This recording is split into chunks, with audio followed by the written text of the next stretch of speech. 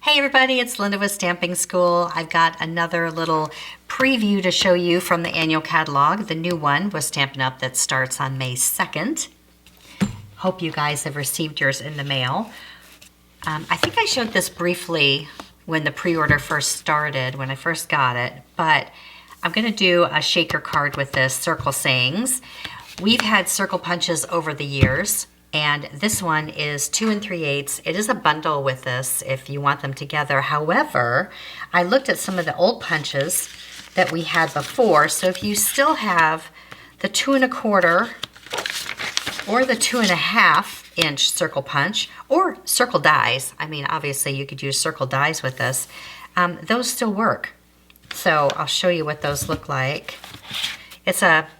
Actually, it's a really nice stamp set. It's got the cupcake and birthday and seashells and flowers and hello and thank you and, you know, it's kind of nice.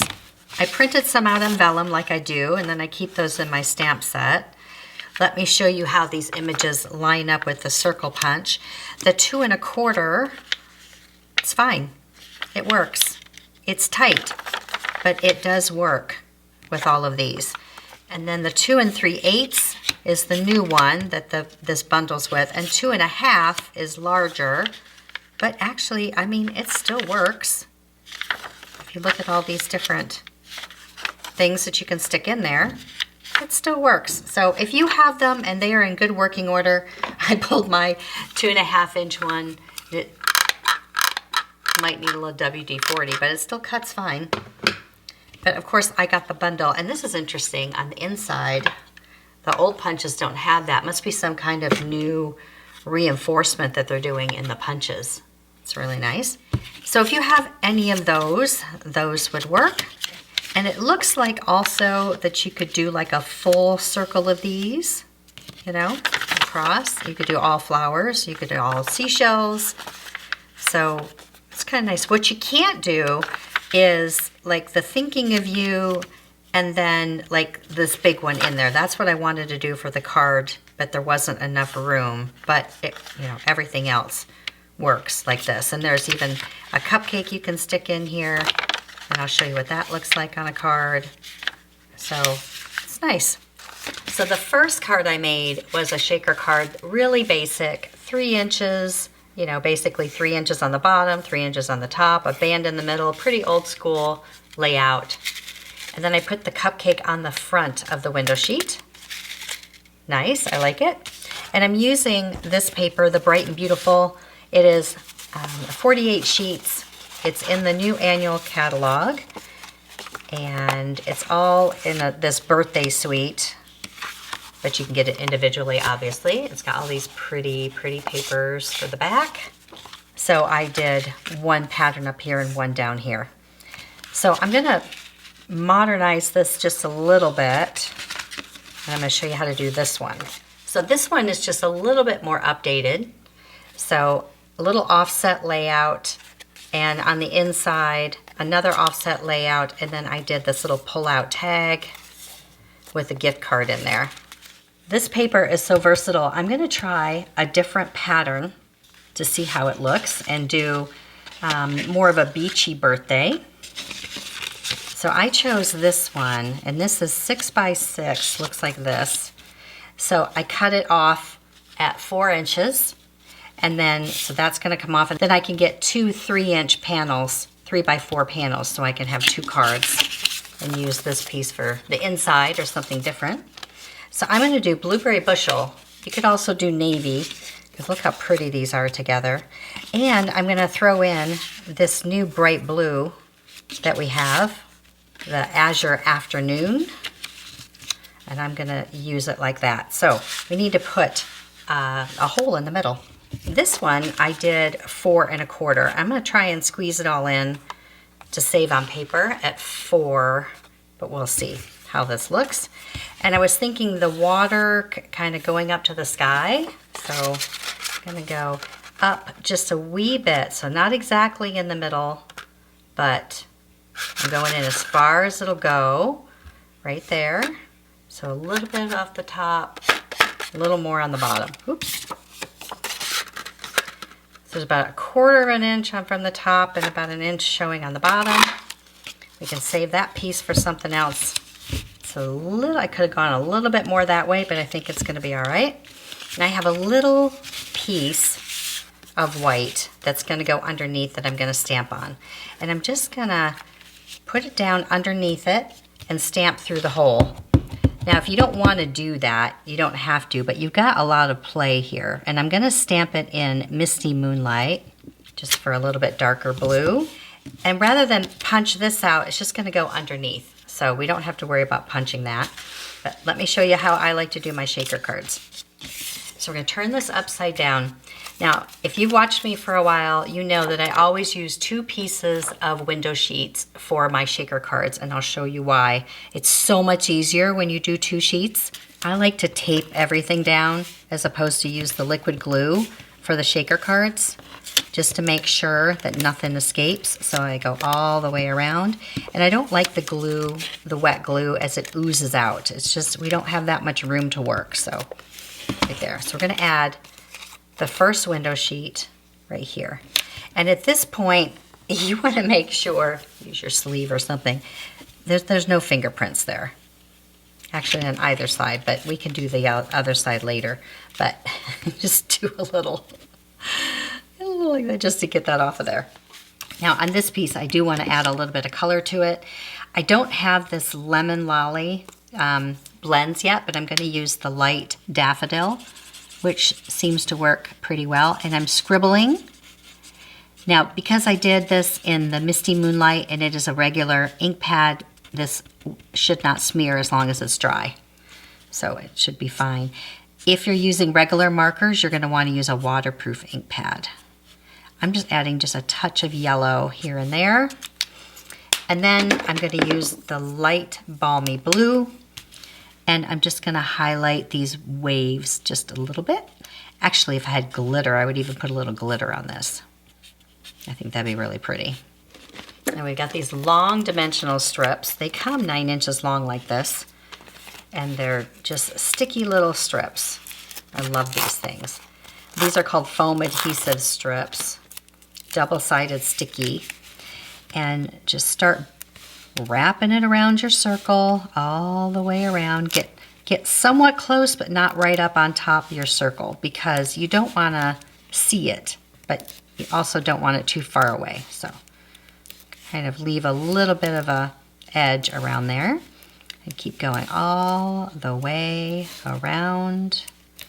And it's just about perfect. You can actually just close it off right there. So they got just enough lift right there. Okay, now we're going to add the sequins.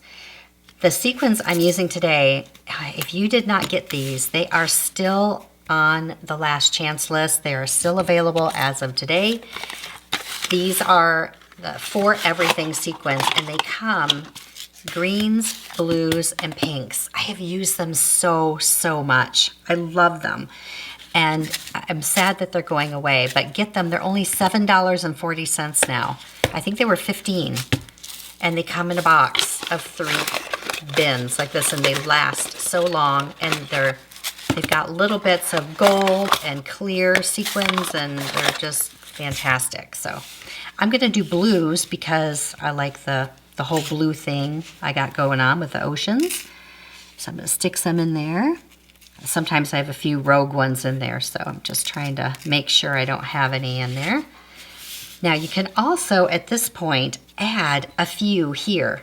So instead of them always falling right to the bottom, you can add a few, just kind of add just a few and drop them on, because it's nice to have a few that are sticking up, if that makes sense. So when the sequins fall down on the card, you've still got some sparkle that's stuck up there. Now this is where we're going to add the second piece. This comes off. You add your second piece of acetate. And I know it costs a bit more, but oh, it's so worth it. I'll show you why. All right. Put that on. Now this is just a little bit smaller also than the 3x3. These pieces of acetate for this are 2 3/4 by 2 3/4. You want it just a touch smaller in case you have to wiggle around. But this is why. So now you can pick this up and you can move it and you can arrange it. It's so, so nice. So now I'm gonna add my tape to the outsides here. I don't have to worry about anything coming out. I'm just gonna add my tape here. Hopefully these are dry. And now I can move this around and get it exactly where I want it. And that looks really good. Now see, this is 2 3/4 also, so you got a little bit of play in there. And then we can add a little bit more of these same height stickies right down here. Now you can leave this channel here if you want to. When you stick this on the card, you can actually run ribbon through if you decide. So I don't know if I'm going to do that or not. So I'm going to leave that channel there just in case. And now we can add our adhesive back here. And I'm going to stick it on here. So I would like this to be a little crooked, like this, and then this needs to be straight. So I'm going to add this one first. So that's be crooked. That's the offset layer. And then this one is straight as I can get it by eyeballing it. It's a little bit of an optical illusion because you've got the stripes, you've got this behind it.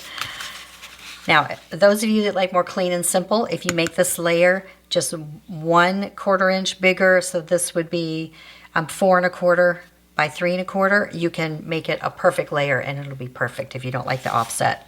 I'm still trying to work on the offset that it's okay for things to be a little crooked. Shaker cards have been around forever and I still love them. Now at this point, how do I want to finish this off? I want it to be a birthday card. I could add a little banner edge right here and make it go off to the side. I could come across to here and tie it off. I think what I'll do is I'll add a little banner edge on this side. So to cut your own banner, that's the length, come up the middle and then here and from this edge. That's it. I'm only going to put glue right here on the end. And then I'll decide if I'm going to add some ribbon or something here. Ooh, I like it. Now there's this ribbon that was in our pre-order that's in the annual catalog. It's like, it's parakeet, but it's also lemon lime, and it's a little bit of petal pink. They come together. Really skinny ribbon, which I love, in that fresh green. Let me see what I can do with that. On this one, I just slid it through and tied it off. I wonder if I can just tie a little loop on the end. Let's try that.